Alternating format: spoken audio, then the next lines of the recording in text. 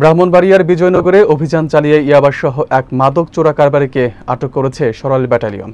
বিস্তারিত থাকছে Shahgir মৃধায়ের তথ্যচিত্রে।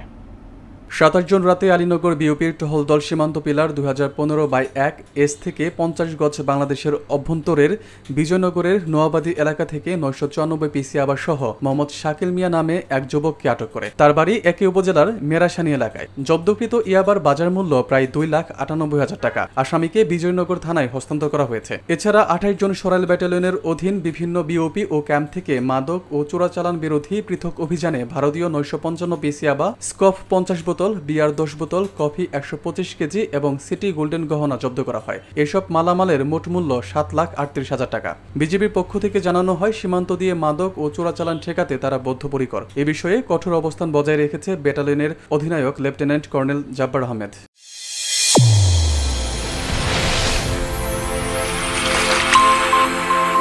Channel A1 হৃদয় response.